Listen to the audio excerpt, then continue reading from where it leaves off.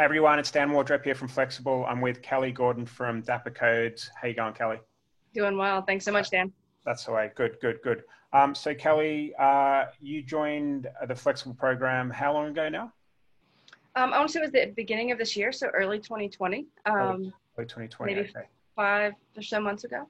Okay, cool. I've seen you around in some of the communities that I'm in. Are you in Sam Ovens group and I a am. few Yeah, others? Okay. Accelerator and up level. Okay, cool. So I've seen you around in some of the Facebook groups and things like that. So I wasn't surprised when I saw your name pop up in our group in January, and it's great to have you on board. And what I wanted to really kind of ask about was, your situation before. Obviously, you've been bouncing around all of these different communities and doing stuff. Your agency, Dapper Codes, is a lead generation agency. So I'm just really interested to hear a little bit about your story and what you've been doing and what's led you to this point. Definitely. So I actually went to school for this. I graduated in '08 and went to work in regional and local marketing companies Okay. and worked there until early 2015 and Okay. really was like, there's a better way to do this. We are charging so much for so little. And so went out on my own at that point Okay. and brought on another full-time employee and a contractor team of up to 8, depending on the project that we were working on, and did that Okay. pretty steadily until I want to say fall of last year, so fall of 2019. And I Yep. really just got to that point that agency owners and entrepreneurs do, where you're like, this isn't working. Like we were making the money that we needed to make. I was able to retire my parents. All of these things were positive, but Wow. my life was terrible. I sat in front of a computer for 14 to 16 hours a day, No no way. joke. It just wasn't working. Something was broken, and Yep. I did see you in Up Level. I'm not even sure how I came across what you were doing, but I did, and I was like, oh my God, that's what I need to do. And so I jumped in, talked to Scott. I was all about it, and that's really when we jumped into Flexible. Okay, cool. So first of all, so you studied marketing at university. That's interesting. There's not many people that come into any kind of digital marketing program that have actually studied marketing these days, which is quite weird because everyone's kind of self-taught. So I'm intrigued. I mean, this is completely off topic, but did you learn any valuable stuff at university, or was it all just kind of real world where you cut your education? Nothing marketing wise. Yeah. Absolutely not. My degree was actually in computer science and web design. So it comes Okay. from a programming, and I did Yep. take a bunch of marketing classes, business classes. Absolutely nothing. Really? So the programming stuff helps, but the rest is not. Okay, so you're quite handy with all of the tech stuff and Mhm. putting stuff together and all of that. I'd like to think so. I do struggle with some of it, but Yeah. yeah, Okay. Do you still do that yourself, or do you outsource some of that to your team? I probably do 90 to 95% of what we're doing in Flexible by myself. Okay, cool, cool. Okay. And what type of clients was your agency Dapper Codes working with, and were you getting them results? And what happened? What was the situation pre-COVID and post-COVID, and what did you see happen there? So when we started in early 2015 as Dapper Codes, we were really a web design and web development agency. Okay. And at that point, things were starting to work. And you say, okay, but then all of these people are like, hey, we need marketing. And so that's when we really started to sell that as services. And at that point, we were getting results. I feel like there was a lot of red tape that clients can have. You can't really do the things that you want to do that will bring results. Yep. So that's really a lot of what we were running up against, is not being able to do the things that we know would move the needle for them. And then when COVID-19 started happening, so I'm still working 14 16-hour days. I mean, at that point it probably was more like 10, but Yep. um, I said, you know what, people are starting to put on pause, whether it was justified or not, depending on their niche. It was, I think, fear, and that's okay. That's just really where they were. Yep. um, but at that point I had already bought into the program and started building out funnels. I wanted to go the brand route, and I just was starting to see the way being easily paved, and Yep. able to convert one of my largest clients from, they've been a client since early 2016. I'm in their industry now as PPL, and was able Okay. to convert them, which was a super easy move. It was great for them. They're super happy with it. But it allowed that easy transition. Yeah. Yeah. Okay. And like, I'm interested actually because you were working with that client. before pay per lead and you move them to pay per lead, do you think, so you're doing lead generation via their website at that point in time, and then you move them over to your brand, Mm-hmm. and you're actually selling them leads from your brand. So you're actually able to, help with better funnels, phone verification, all of that type of stuff, which is going to help increase the lead quality and give them a better ROI than maybe what you're doing before. Definitely. What did you change from working with them to working with you, and how has it got better? Definitely. So interestingly with them, they actually came to me in early 2016. They came from a pay-per-lead agency. Okay. And so they were buying leads as well as another company that was supposed to be doing SEO, which I think they were just actually selling them leads at that point. So they came on for lead generation and SEO. And we did build it's one of the ones I'm really proud of what we were able to do for them. Of course, that takes a lot of time and investment on their part. And so when COVID happened, they had to cut some of their team, and so their money in was not as great as it was.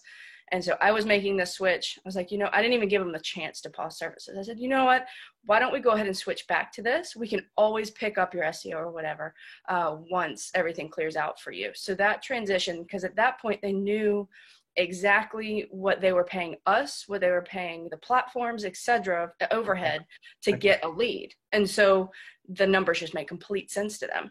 And for me, I didn't have to deal with all of their stuff. The people that the company though is, I enjoy working with them. They're a little behind the times, and it's really hard to get them to update stuff. They don't understand imagery. They don't understand needing to maybe change the brand to be a little more consumer facing, things like that. And that red tape is something that switching over to my brand, because also I had the experience from running from them, I knew what would work. And we'd even run quiz funnels in the past, but just not at the level that we are now with the software. And it was such an easy move, and the numbers and everything just made sense for both parties. Okay. And you're making more money from them now than you were before? A lot more. Yeah. A lot more. Oh, good. And where are you getting your traffic from?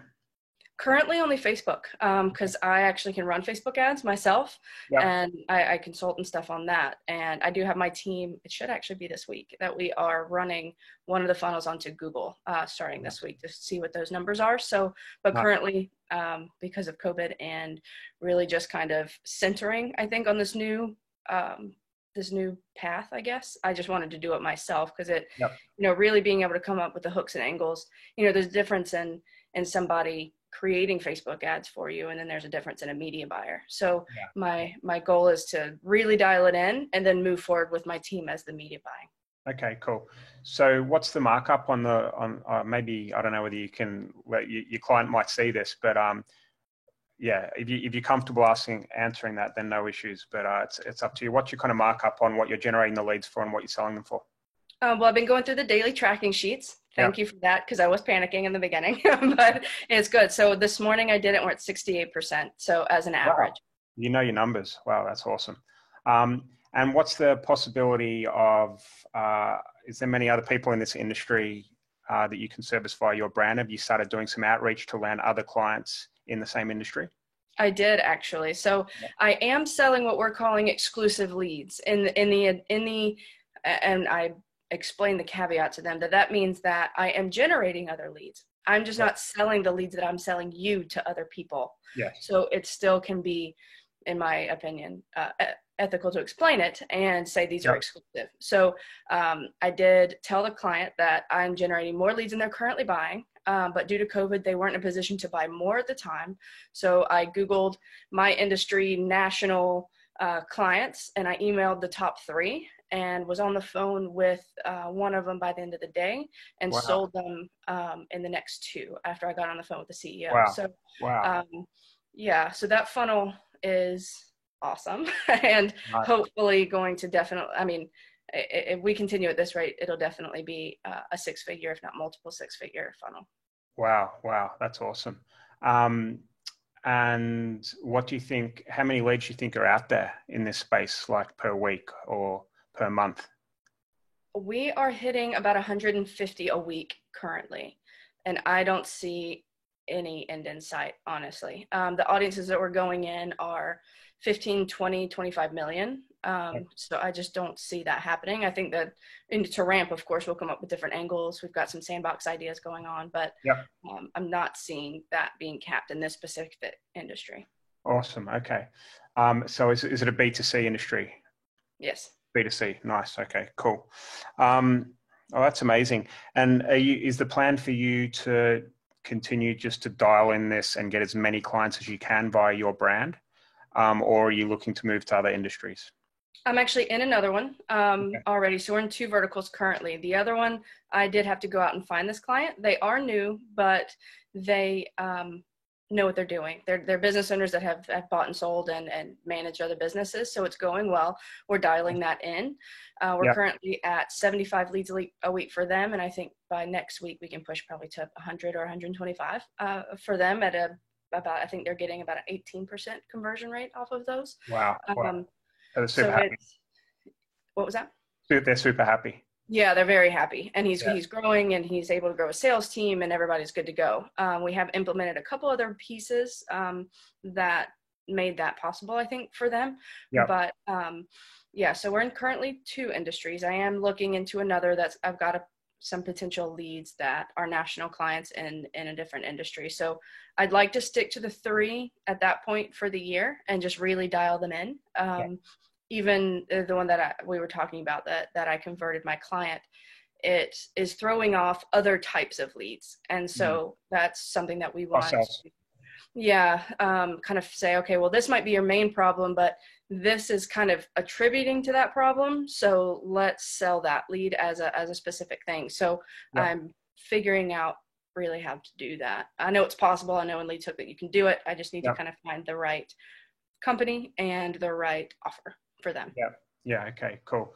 And do you think, for those of you that are listening to this video that don't understand kind of what we teach, but when people get stuff dialed in with their funnels and maybe starting to work on a one-to-one basis, like Kelly has, we say the best thing to do after that is go out and build your own brand, which is a sellable asset. And then you can start down the line thinking about SEO and all that type of stuff to really build a presence you can sell for a lot of money to perhaps your client one day. But Kelly, you've built that brand. Has that gone a long way in landing clients? Have you made it look like really epic and kind of 2020 as opposed to some of these other brands out there that are maybe a bit 1990s? And has that had a big part to play in landing clients? Is that been the most effective tool, or is there something else that's working for you? That definitely helps. I actually think it was posted in the group that somebody posted, and it was kind of their walkthrough. It was like a lucid chart, and it was like all of these clouds, like all of them are coming from this platform to this page to this to that. So we plugged our stuff in there, and we do that as a video walkthrough. So it is kind of the client facing. We do have other websites and funnels actually leading to it, but this is the one that we show them. We don't tell them the URL or anything like that. If they find it, that's up to them. But then we essentially say, so they like that. They like the quiz. They like the fact that the quiz can, it's got, we say it's kind of AI based. We got to make it that way, based on, people might come in, but, those leads we don't sell you. These are the only leads that we sell you. They really like when I talk about the fact that we're selling, out of all of the leads that we generate out of the 2 verticals that we have currently, I'm selling about 1/3 of them. Right out of the gates. So 2/3 of them are not considered billable leads to me. They're not quite qualified enough. And so we put them in nurture sequences. We drop them in our CRM and go through nurture to get them to come to billable. So they like the fact that I talk about that. And I'm like, I'm not just selling you any lead. Like, this isn't just a trash lead. These have come through these multiple phases. They really like, so that's the qualifying piece. They love the verifying piece. So we use Debounce for email verification and Twilio for phone verification. And depending on the niche we have, so Twilio has like the basic implementation and the advanced. Advanced is like 2-step verification. They pay more for those, but they like the fact that you have that ability and that you're not sending them things that, that's why the salespeople like them, because they get on the phone and the phone rings. And so they like that. Yeah. Okay. And what were your challenges with lead quality, and have you had any? Because a lot of people, and even clients that we still speak to on a day-to-day basis, are like, Facebook leads, Yeah, you can sometimes get them to work, but usually we don't get them to work, and we prefer to buy Google search leads or organic SEO leads. And you mentioned before that you're hitting 18% conversion rate from Facebook. Um, what has been the journey for you to get to that point, and what have you implemented from when you first started to where you are now that has increased that? I mean, maybe it didn't increase, but I suspect it probably has, and you've tweaked that over time to be able to get to a level where your client is very happy. Yeah. So when they come, it's going to be a long form Facebook ad. And that was something that we really had to work on in there. And the formula in the course is great. We follow that and, you know, all the little pieces, we get all the pieces in place. And then at that point they land on a quiz, and that quiz it gets their first name, last name, email. This is in all of our verticals. This is the process that we go through. So that email is then verified at that point. It's anywhere from, I think, 10 to 18 questions, depending on the vertical. And if it's something that needs a physical address, then we get zip code at that point. That's verified. And then that information is passed to the results page, right? Because the quiz is, hey, do you need this, right? Yep. And then at the results page, and it's legitimate, yes, you do, or no, you don't. If yes, you do, there's an educational video and some more information, as well as, you know, basically the optim is, do you want to be contacted about this? Is this something that you want? And then at that point, they raise your hand. So that's the nurture lead until they get there. They give us their phone number, their time zone, and the best time of day to call them. Yep. And then at that point, that's a billable lead. It actually, one thing that we did change is, and it's in one of the funnels now, we're working on another one, is from that point, it's actually going into our CRM. We're dropping over the next couple of days a text message, an email, and a ringless voicemail, because we're the education brand and we want to make sure that they're getting what they need. And that's kind of our piece. And we do prime them on the thank you page, as well as that communication, to hear from the company that they're supposed to be hearing from. Going so far as to say, this is the number that you're going to hear from. Do you want to call them now? Go ahead and call them. And we track that with CallRail, so that we know when that happened. So that if they want to go ahead and do it, interestingly enough, people do. They just want to go ahead and get that taken care of, which is great. And so then salespeople answer it, and does it come in as a form lead? Everybody's happy. And so I think that piece of saying, that last piece of, hey, do you really want this? Because the beginning isn't a lead. We might have their email, but it's still not somebody saying, hey, please contact me. And so it isn't until they say, please contact me. And then the fact that we are following up, we are also getting call recordings from our clients now, so that we can hear how that goes, as well as we follow up from our CRM to that individual of, how did that conversation go? Were you contacted, and are you happy? Because again, we're that education brand, and we want to make sure that they're taken care of. And if the client come back and say, hey, these are not very good leads, I'm like, well, none of these people are happy with you either. So let's figure out what's going on, because it isn't working. But it gives us a lot more information. We can really dig into what's going on, which is the whole problem with selling leads. If you don't have enough data, then you just have to go on what your client's telling you. Yeah, nice. Okay. And what, are you following any formula for the email sequence for the pre-qualified list? Sorry, the leads that aren't quite ready for a sale yet. What does that email sequence look like? So because we're a brand, we are building out our blogs and going off of education in that aspect. And so we link them to that information. And so then they can learn more about it. They can learn why this is the process that they need to go through it. They just, a lot of times, need more information. And then we attempt to re-engage through, hey, do you want a phone call about this within the next 3 or 4 days? Okay. And there'll be also a call to action on the blog or whatever in order for them to pick up the phone. Okay. Amazing. Really cool. Really cool. All right, good. And I mean, congratulations. I'm glad things are going really well for you. What do you think? What have you found the best part about the flexible program? I mean, it seems like you're incredibly competent, Kelly, and I know you haven't joined a lot of our calls. It sounds like you've been through the course pretty well, and you're also quite active within the mastermind, but you've pretty much taken it and run with it, which I think for me as like someone that has a program, I actually love that. You're like the perfect student, because, I love helping people, but I also don't like people jumping on the call and kind of asking questions for the next 24 weeks every week. So it's great to see that you've been able to run with it. So what are your thoughts on the course, and what's the best bit? Is it, give us a little bit of a breakdown. Definitely. So generally, if which I was. Okay, so when I first started, we jumped into the brand. All of that makes sense to me because that's what we've been doing for a long time. Building the brand, there was no question that that's what we were going to do. Yep. And as far as the pieces go, like that's perfectly fine. But started running ads, and I've been running ads for years at this point, and wasn't getting the results that I wanted, and kind of panicking, spending hundreds of my own dollars a day, trying to figure out how to make this work. But I wanted to fail fast, so I just kept it going. Yeah. I was like, no, I need to go in the course, I need to find it, found the video I needed to watched it, spent the day doing what it told me to do, and the next day we're profitable. Just bam, like legitimately. Wow. And today I am on my list is to watch the next video. So, once this is dialed in, do this, and that's on my thing to do today, so that we can do that next piece. Right. But it's in there. I have bought, I found you in another course, right? So, I think this is the third course that I bought since maybe 2014. Yeah. And honestly, it's by far the best. Really? The information is wow. very, very actionable.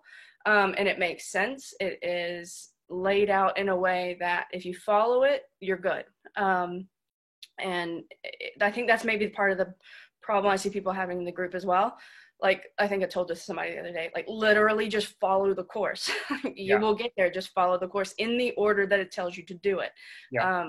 And then you'll be good to go. Yeah, no, that's really good to hear. I think there's a lot of people out there that have programs that aren't actually doing, but we've got an agency and we've been struggling with a lot of stuff over the last 4 or 5 years that we've figured out and been able to put in the course. So the stuff like sales, the stuff like building funnels that convert and get leads, but also have good quality. This is stuff we've figured out over the last 4 or 5 years running a pay-per-lead agency. So it's not just stuff that we've thrown up there and we're guessing. It's actually happening every day within our agency. So that's why it works. Definitely. But yeah, exactly how it works. really good to hear, Kelly. Where do you see yourself being income-wise within the next 12 months? The next 12 months, What's the goal? The 2 funnels that we have currently will be 6-figure, multiple 6-figure in a year, for sure. Yep. Nice. That's good to hear. Cool. And I actually I fired 4 of my retainer clients when I saw this working. Yeah. So anybody that's watching this, like I just jumped in. I was making multiple 6 figures and I said, you know what, no more with this lifestyle, and jumped in and got real scared. I'm not going to lie. I got real scared, started spending a lot more money than I thought was going to come in, but really just stuck to the course. And it's working. So it's a thing. My life is different. These decisions are mine to make.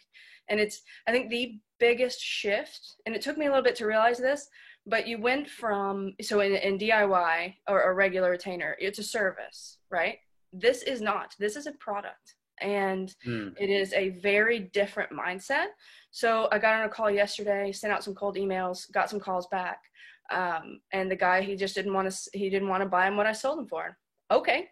Like, that's fine. If you change your mind, let me know.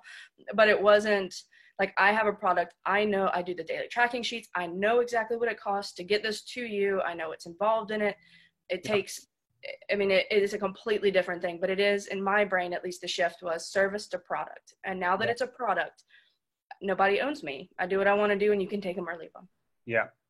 I think I might steal that from you, Kelly. That's very good. Do that. It really, like, I don't remember when it was. I just realized, oh my God, this is the product. Yeah. The brands that you build is a product, and people will buy that, and you have freedom with who you want to work with.